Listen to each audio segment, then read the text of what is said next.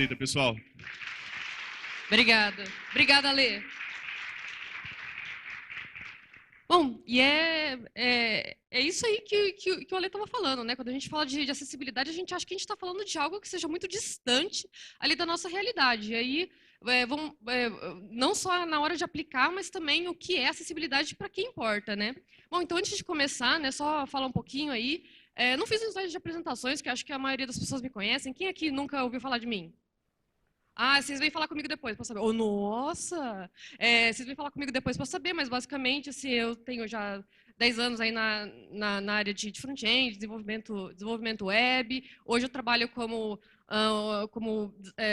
front-end e UX designer na Red Ventures. Eu trabalho com o Elvis, trabalho com o Fabene também. E eu estou terminando meu mestrado aí na área de computação focado na parte de acessibilidade, né? Então eu estou bem de cabeça aí nesse tema. E aí é o seguinte, né? Quando a gente fala de acessibilidade web, é meio assustador que às vezes dentro das empresas rolam umas reuniões do tipo, agora precisamos fazer acessibilidade, agora nós vamos trabalhar parte acessível. Ah, então, gente, né, surgiu uma demanda, a gente está fazendo esse site que é para o governo, então ele tem que ser acessível, né? Então ainda rola esse tipo de discussão como se a gente estivesse falando de um plugin, de uma feature que vai ser colocada no projeto. E aí a gente também, muitas vezes acontece o próprio desenvolvedor falar, poxa, mas é uma parcela pequena, eu vou me importar, poxa, mas isso dá muito trabalho. E a gente fica perguntando, mas por que eu preciso me importar com isso, né? Para quem que é acessibilidade? Para quem vai impactar? Essas pessoas não são o meu público-alvo.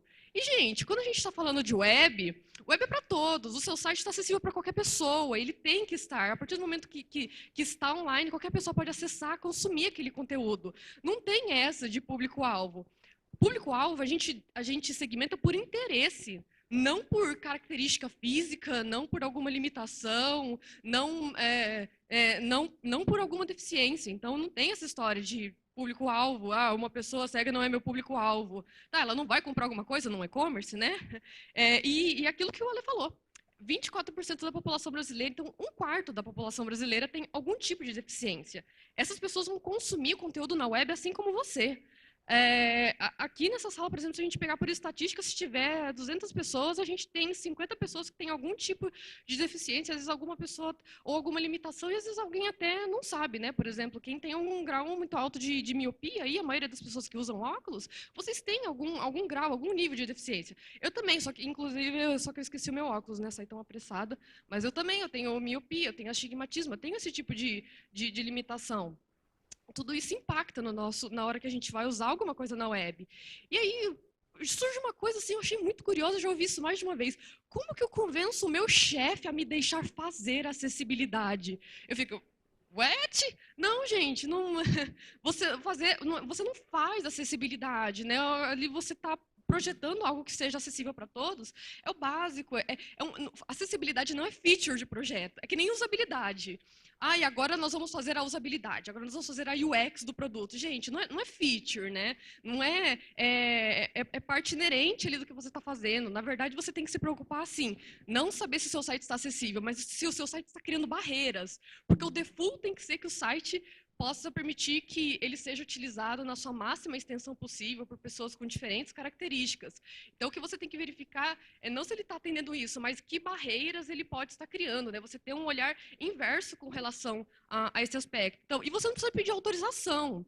Inclusive, as técnicas que eu vou mostrar aqui, gente, é coisa que você faz ali, já quase no automático durante o seu processo de desenvolvimento. E se ainda assim, se você numa reunião estiver explicando ali para o chefe, para o Scrum Master ali, alguma feature de acessibilidade, a pessoa falar, deixa isso quieto, a gente não precisa, não autorizei você fazer isso, ignore e continua fazendo, tá? Porque isso daí é uma coisa importante, isso não é só uma questão de negócio, é uma questão também até a nível de inclusão social, para você permitir que as pessoas possam consumir aquele conteúdo. E aí, isso é um caso real, né? Uma empresa que eu trabalhei, eu estava como gerente de projeto, ali no projeto, e a gente tinha que fazer, tinha que implementar alguns recursos de acessibilidade a nível de wiring, eu quero algumas atividades interativas. E aí, nossa, o pessoal chorava, né? E aí a frase foi mais ou menos desse jeito. Nossa, a acessibilidade é uma trampa, você é louco. Você já viu a doc do WCAG? Já viu a doc do wiring, aquele negócio lá que é difícil de entender, meu Deus do céu? E assim, gente, a pessoa acha que fazer um site acessível é montar um Megazord. Porque ela acha que assim é ficar montando as coisas, né? Muitas pessoas têm às vezes a visão de acessibilidade, que assim, é colocar, é acessibilidade, né? Aumentar fonte, diminuir fonte, alto contraste, é colocar o plugin do HandTalk ali para conseguir ler o conteúdo em libras. E não, isso daí, primeiro que isso daí nem é acessibilidade, isso são recursos assistivos ali para dar um apoio. A acessibilidade mesmo é o seu conteúdo ali no cerne, na essência, com a sua marcação, ele já permitir que as pessoas consigam não só acessar ali, navegar via teclado, uma pessoa com deficiência visual, mas que aquele conteúdo até seja compreendido, né? Que esteja uma linguagem fácil. Então, não é um bicho de 7 cabeças. E a minha reação foi exatamente essa, igual esse carinha aqui. E para quem acha que acessibilidade é uma coisa super difícil, bombou, né, nas últimas semanas, né, gente, os palavrões são somente para fins didáticos, tá? Abstraiam a questão aí dos palavrões. A gente tem aí o website do Coisa e do Baralho, e aí, assim, poxa, eu joguei esse site no Access Monitor, ele tem índice 7.6, que já é verdinho, tem só um errinho ou outro a nível de marcação, mas ele não tem nada, ele não tem imagem, ele não tem recurso de aumentar, diminuir fonte, nem nada, blá, blá, blá, do tipo, e ele passa com nota máxima no page speed também, que questão de velocidade, até uma questão também, performance, não é uma questão de acessibilidade. Então, só para mostrar para vocês, olha, acessibilidade não é difícil, não é colocar um monte de coisa, não é montar um Megazord para você conseguir fazer algo que permita que as pessoas consigam compreender. Usa nos títulos certinho, usa lista para facilitar ali, para quebrar o conteúdo, para facilitar a compreensão. Então, e aí assim, eu falei, poxa, né? Então, assim, como as pessoas têm muita dificuldade, aí existem N recomendações que eu queria falar. Eu resolvi escolher um conjunto de 10 dicas que são importantes, assim, e são simples para vocês começarem a fazer, não é nem amanhã, vocês começarem já a fazer hoje, a fazer agora, abrir aí, já alterar, já dar um commit, um pull request aí no código de vocês. E aí, antes de falar dessas recomendações, assim, eu vou falar só agora, rapidinho, do pack básico, que eu não vou entrar em detalhes, que são algumas coisas que eu poderia falar na apresentação, mas que eu acredito que todo mundo já faz, certo? Certo, vocês fazem, né? Pelo amor de Deus. Então, assim, coisas que já são importantes para acessibilidade.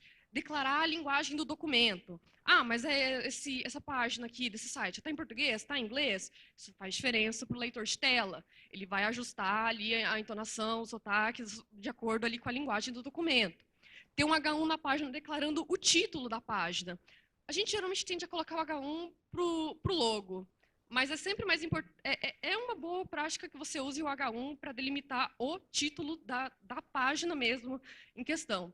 Bom, quando você faz uma divisão adequada dos textos com títulos, usando adequadamente as tags H2, H3 e assim por diante, você já está tornando aquele conteúdo acessível a nível de compreensão, de percepção e de organização textual. Então, você está beneficiando pessoas ali também que possam ter alguma dificuldade de memorização, alguma dificuldade de leitura, alguma dificuldade de foco, porque a acessibilidade não é só permitir navegação via teclado, não é só permitir que o conteúdo esteja acessível para softwares leitores de tela ou para pessoas com deficiência visual. Bom, sempre associar label aos controles de formulário. Isso não é importante só a nível de semântica, né, por uma recomendação semântica do HTML. Isso é importante também até a nível de acessibilidade também, até aí nesse caso específico, para os leitores de tela, para o mobile, porque não sei se vocês sabem, quando você associa um label a um campo de formulário, se você aumenta a área de toque para aquele campo, porque quando você clica no label, ele dá foco no campo. Então, isso é importante para uma pessoa que às vezes não tenha movimentos motores muito finos, né, ou uma pessoa de idade avançada, para que ela consiga interagir com aquele controle de formulário também. E usar adequadamente a semântica dos elementos HTML. Se você já usa os elementos de forma semântica, de forma adequada, você já está ali no meio caminho andado para fazer algo que seja minimamente acessível. E aí é o seguinte, bom, a primeira dica, isso é uma coisa que muita gente faz e isso muitas vezes vem até em alguns CSS resets. A remoção do outline. Então, a minha primeira dica é, pelo amor de Deus, jamais remova o outline dos elementos, não façam esse outline none, né? Isso daí prejudica o foco, né? A pessoa conseguir identificar em qual foco está no elemento se ela estiver navegando via teclado. Você perde uma questão de feedback visual de interface muito importante. Você pode até customizar esse outline. Para quem não sabe, o outline ele é um atributo ali dos elementos, ele é como se fosse uma borda externa. Então, ele vai externamente até o próprio border, né? E aí eu vou mostrar para vocês como que isso impacta. Uou, vamos lá. Ainda bem que eu abri aqui no... Vamos ver esse daqui. Então, aqui eu coloquei esse exemplo no CodePen, depois vocês vão poder acessar todos esses exemplos. Eu tenho aqui uma página simplesinha, né? Eu coloquei como se fosse 3 links ali em cima de um menu de navegação, né? E alguns textos. E eu coloquei aqui no CSS, eu removi o outline de todos os elementos. E agora eu vou tentar navegar aqui só pelo tab. Estou navegando com o tab. Ele está passando, tá vendo? Ele está no foco do o website Paquitão, que é o website do baralho. E cadê? Como que eu sei? Eu estou vendo só aqui embaixo, nessa barrinha de status, super pequenininha, mas eu não estou conseguindo ver o foco disso, né? Eu não, como que eu sei, né, que eu estou nesse... que eu tô nesse link. Então, o outline permite, se o outline tivesse setado, eu conseguiria ter essa percepção, que é o próximo exemplo. Espera aí. Ctrl, aí. Aqui, neste HTML, deixa eu ver se eu consigo rodar aqui. Deixa eu rolar aqui um pouco. Ó, eu não tenho... tirei aquela linha lá do outline. E aqui eu coloquei no hover e no focus, também não é importante não só o hover como o focus também. Até coloquei aqui uma customização. Espera aí, gente, eu vim do Windows, tá? Eu ainda estou me adaptando com o Mac. Padrões de interação diferentes. Aí agora eu vou mostrar para vocês, eu navegando aqui com... Olha só, aqui está com o outline padrão, tá? Ele não atualizou ainda porque a gente está sem internet. Um outline padrão é aquela... Deixa eu ver se eu consigo... Opa, quase caí aqui. Dá um zoom. Eu tô sem óculos, gente. Acessibilidade do palco.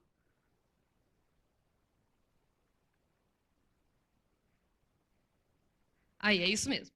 Então, o outline é essa bordinha azul, né? Por padrão, o outline tem essa borda azul, mas, poxa, agora navegando via teclado, eu consigo perceber aonde eu estou ali no meu link, eu consigo ter uma resposta visual de onde eu estou navegando. E o fundo branco que ele está colocando é porque eu estilizei não só o over, como o focus também. Então, porque isso é outra coisa importante. Eu vejo em muitos sites que não deixam o outline certinho, mas customizam só assim o estado do over, né, para o elemento. Mas o foco é também uma forma de seleção, é a forma como a gente utiliza ali pelo teclado. E também é importante que o focus receba o mesmo estilo do over para mostrar que aquele elemento é o que está sendo selecionado ou pré-selecionado naquele momento. Inclusive, esta era a segunda dica. Vou voltar aqui para a apresentação.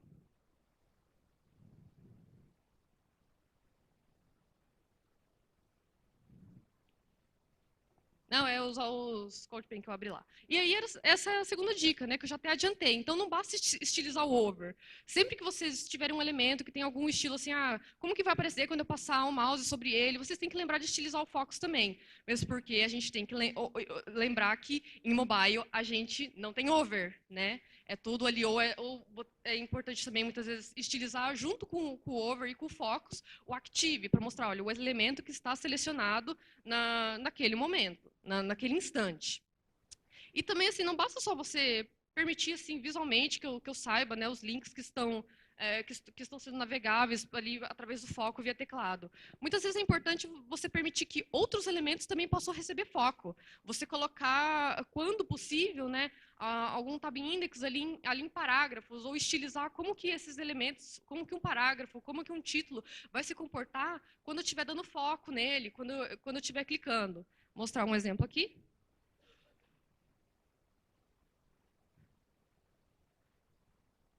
Bom, aqui é o mesmo exemplo de antes, né? A única alteração que eu fiz aqui no meu parágrafo, tá vendo? Eu coloquei ali em cima, eu coloquei um tab index, né? Eu coloquei tanto um tab index 0 aqui, como nesse outro. Isso aí é difícil, né? Porque às vezes o tab index a gente quer colocar certinho ali os tab index e para conteúdo dinâmico nem sempre a gente consegue prever a ordem correta. E aí aqui no meu CSS, o que eu fiz?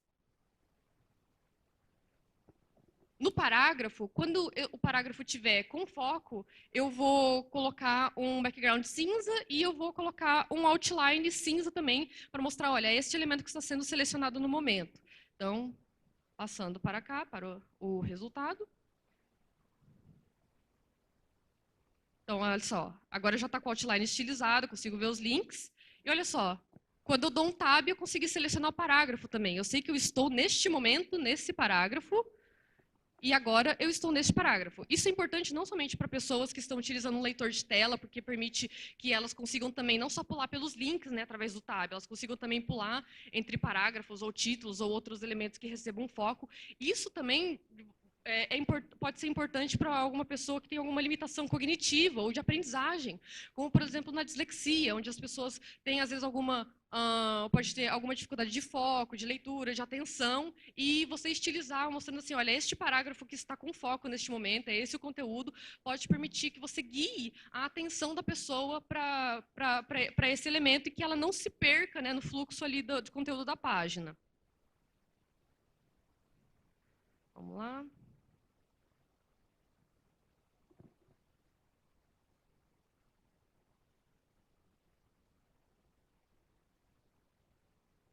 Tentando voltar para o full screen aqui, peraí.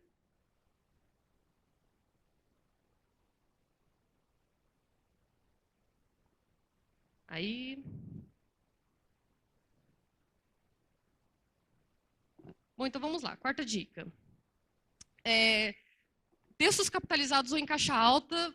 Gente, sempre no CSS, evitar colocar no HTML, não fazer igual está aqui nesse texto, mas é a fonte, tá? Que deixa o texto capitalizado em caixa alta. O que acontece? Eu vejo, às vezes, em muitos exemplos ali, em muitos sites, o pessoal vai escrever um título de um post e já escreve tudo em caixa alta. O leitor de tela, às vezes, pode ler aquilo como uma sigla, ou ele pode ler com uma entonação diferente que não é a desejada. E se a gente tem no CSS a propriedade de text transform, a de uppercase, lowercase, digite os títulos de uma maneira normal, você vai capitalizar, deixar em caixa alta só o que for uma sigla mesmo, só que for um acrônimo. E se você precisar deixar aquilo visualmente em caixa alta, né, todo em maiúsculo ou todo em minúsculo, utilizem as propriedades do CSS para isso, porque aí vai impactar visualmente da forma como você precisa, mas não vai impactar para o leitor de tela no momento de ler. Ele vai ler o texto raw mesmo, o texto puro que está da forma como foi digitado na tag HTML. E aí acho que isso daqui é tão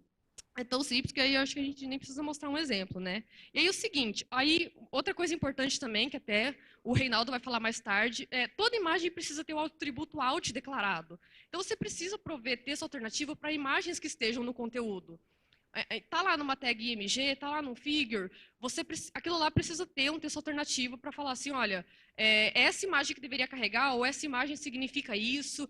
E aí muitas pessoas pensam, ai, mas nossa, mas que difícil, é difícil colocar o alt, tem que ficar pensando como eu vou descrever. E você não precisa ser um mestre da descrição de imagem, você só precisa colocar algo que faça sentido, algo que seja simples. Você não precisa descrever assim com detalhes, a menos que seja necessário. Então muitas pessoas acham que assim, no alt, poxa, mas eu vou ter que descrever, que tá assim, que tem a cor tal, que tem um fundo tal, que tem um estilo tal.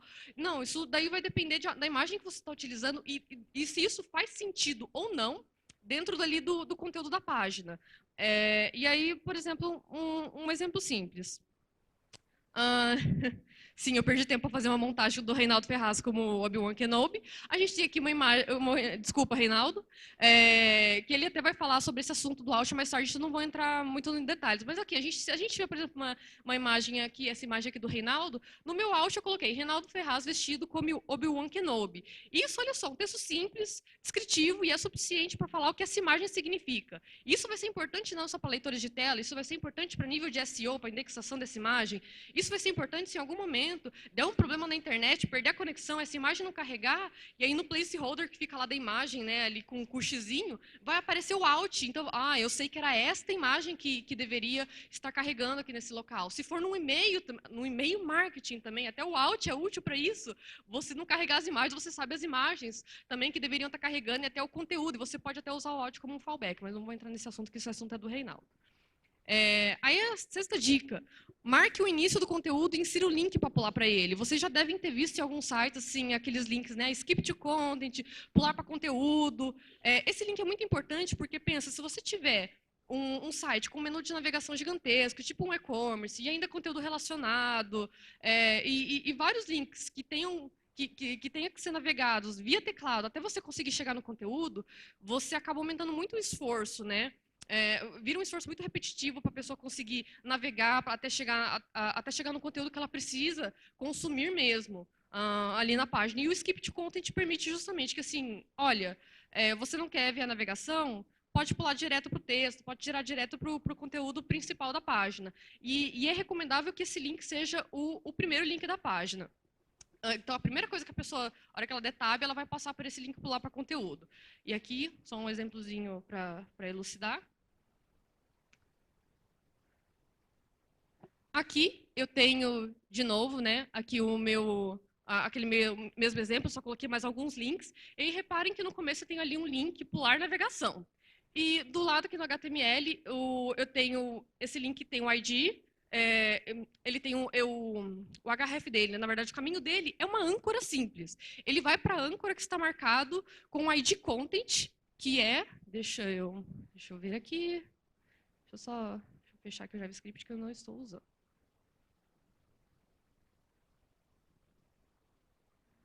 Aqui, a minha div onde tem o meu conteúdo, ela está com um ID content. Então, quando eu clicar nesse link pular navegação, coloquei um espaço grandão ali só para demonstrar, ele vai pular direto, ele não vai passar pelos outros links. Deixa eu fazer aqui uma demonstração. Ele pula aqui para o conteúdo e para o leitor de tela, geralmente ele já começa a ler os primeiros conteúdos ali. Quando você pula a navegação do site e vai direto para o conteúdo. E, gente, é só mais um link que você tem que colocar. Você pode esconder, assim, existem algumas técnicas, você esconde, ele só mostra quando você dá o tab mesmo, para ele não ficar um link visível. Mas, gente, é algo super simples, não onera em nada no desenvolvimento.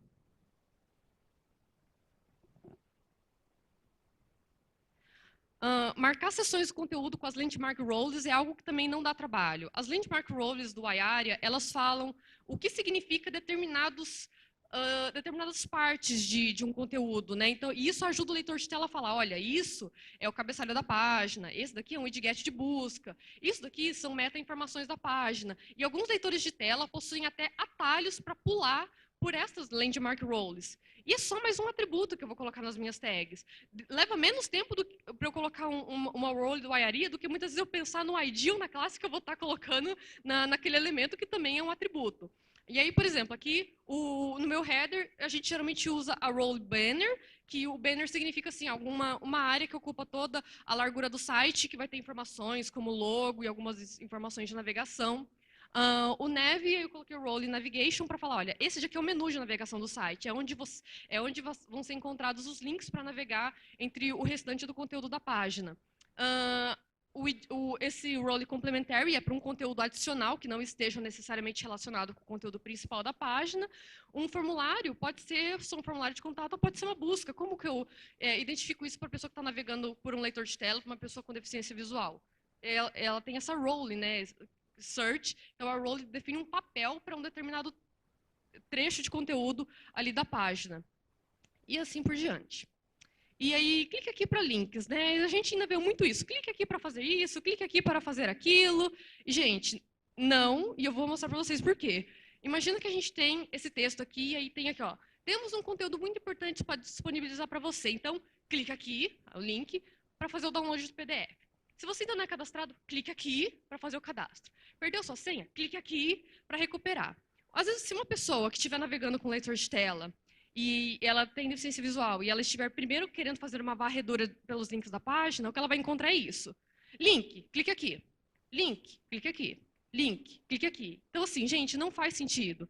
Eu sei que a gente de front-end não controla esse aspecto, mas aí cabe a vocês passarem isso para os seus colegas de trabalho que trabalham com conteúdo, com marketing, para falar, ó, com design instrucional, para falar, gente, isso não é legal e existe forma melhor da gente marcar os links de uma página. E aí, aqui no mesmo exemplo, eu peguei os mesmos links e falei, olha, faça o download do nosso e-book em PDF. Se você ainda não é cadastrado, crie sua conta no site XPTO. E eu esqueci minha senha. Se eu tirar o texto do entorno, continua fazendo sentido os links? Faz sentido, né? Então, o link ele tem que fazer sentido mesmo sem o texto que esteja em volta dele. E isso é muito importante para navegação via teclado, isso é muito importante também para quem estiver usando um leitor de tela, e até mesmo isso é uma questão de você possibilitar que o link seja mais compreensível, né? Os textos até mesmo estão mais intuitivos, não só a nível de acessibilidade ali de navegação. E aí a penúltima dica, então, assegurar o contraste adequado entre a fonte e as cores de fundo. Gente, fundo azul com fonte vermelha não dá certo, fundo preto com fonte vermelha não dá certo. Usem ferramentas de contraste. Vixe! Não, gente, não foi uma indireta, assim, só...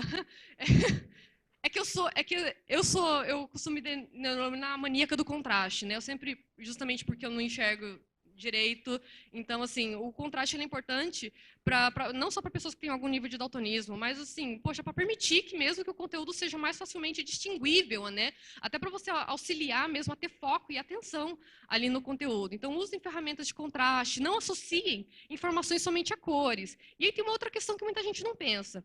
Você fala, poxa, mas tem contraste legal, né? Esse texto aqui branco nesse background que está com um degradê aí de uma imagem do roxo para o azul. Beleza. Mas o que acontece se essa imagem não carregar? Se essa imagem não carregar e eu setei o background color como FFF, que é a mesma cor da fonte, se essa imagem não carregar, esse texto vai ter a mesma cor do fundo e este texto não vai aparecer, conforme eu estou demonstrando aqui. Então, isso é uma coisa importante que vocês têm que se atentar. Colocar um background color também no container ali de determinados elementos para você garantir que, olha, se não carregar uma imagem que eu estou usando de fundo, algum recurso que eu estou usando de fundo e que já tenha contraste, só a cor de fundo vai ser suficiente para garantir o contraste ali com a fonte que está nos elementos filhos ou no primeiro elemento descendente ali do meu container. E aí, o seguinte, eu vou fazer um teste com vocês. Aqui são os mesmos botões, tá? Tem um botão que vai fazer uma autodestruição do front in sample e tem outro botão que vai cancelar essa autodestruição. E o botão que vai cancelar é o vermelho. E aí eu queria que, assim, aí você vai ter que clicar no botão vermelho e você só tem uma chance. À esquerda são os dois botões para quem tem protonotopia, que é um tipo de daltonismo, no meio para deuteranotopia, e à direita para quem tem um tipo de daltonismo que a pessoa enxerga tudo em escala de cinza. E aí, vamos lá. Quem acha que o botão vermelho é o de cima, levanta a mão. Quem acha que é o de baixo, o botão vermelho? Tem um monte de gente em dúvida, né? Vamos lá. Quem achou que era o de cima, tá certo. Quem achou que era o de baixo, morreu tudo. Então, olha só.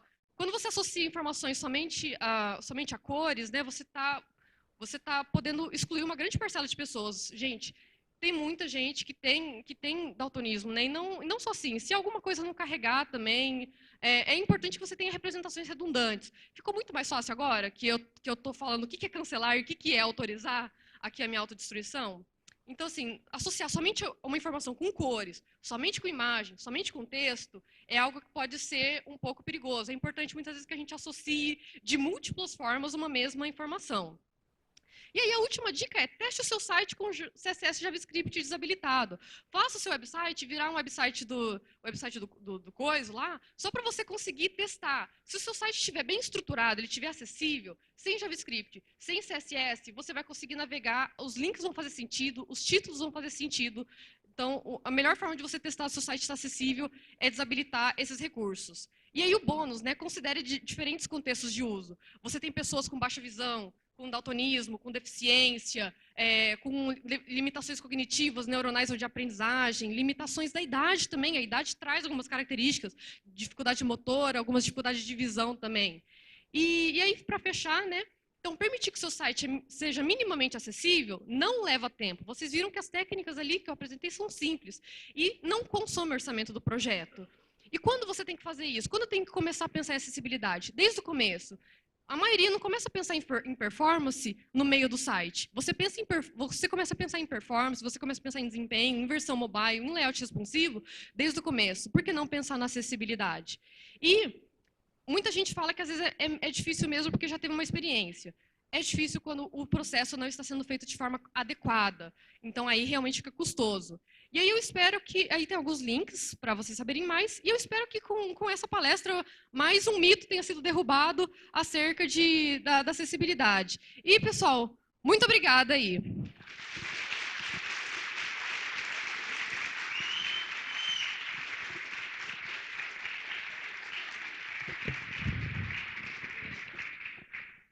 Perguntas para a Thalita, pessoal?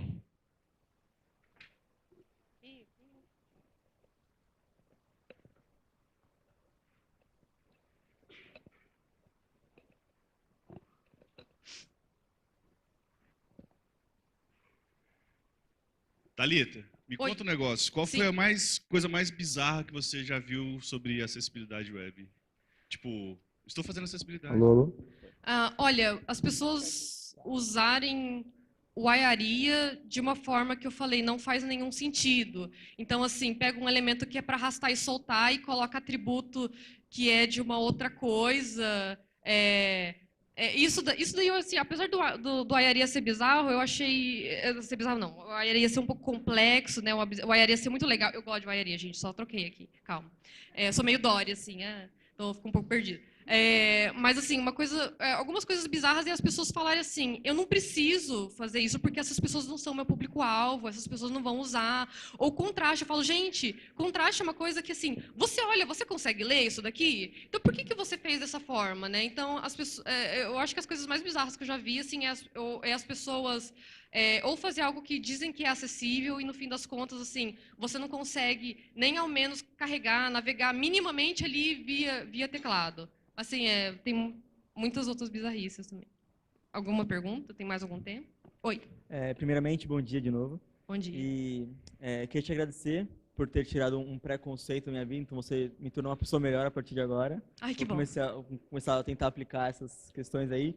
E eu tenho duas perguntas, duas dúvidas. A primeira é a questão do target ali que você colocou no texto, né? Uhum. O tab index. Sim. Se eu colocar todos como 0, ele vai seguir uma ordem semântica ou vai dar algum bug? E a segunda pergunta, para finalizar, tem alguma ferramenta para testar no mobile, em aplicativo ou em site responsivo, quando no mobile? Tá. Da sua primeira pergunta do tab index, olha, se você colocar tudo como tab index 0, o que acontece? Ele não vai priorizar ninguém, então ele vai só dizer que aqueles elementos podem receber foco e eles vão todos na ordem. O que algumas pessoas fazem é criar algum scriptzinho, mas não é recomendável, que já pega todos os elementos e seta os tab index ali de forma dinâmica, né? Então, assim, por isso que eu falei, tem que avaliar muito bem essa questão até de colocar o tab index, porque quando é conteúdo dinâmico a gente não consegue prever. E aí, com essa questão de avaliar no mobile, você diz avaliar a parte de acessibilidade, bom, você pode utilizar os próprios leitores de tela, como VoiceOver. Você pode ali fazer uns testes ali com VoiceOver, mas não tem nenhuma ferramenta específica para testar ali a acessibilidade no mobile. O que uma coisa é interessante fazer também, envolver usuários. Chame pessoa que tem alguma deficiência visual ou que use ali um dispositivo mobile e passe ali o seu site para essa pessoa testar. Com certeza isso vai ser muito mais revelador. E aqui em São Paulo, acho que você consegue encontrar, tem algumas pessoas até que podem te ajudar nesse aspecto. Palmas para a Thalita, pessoal. Obrigada.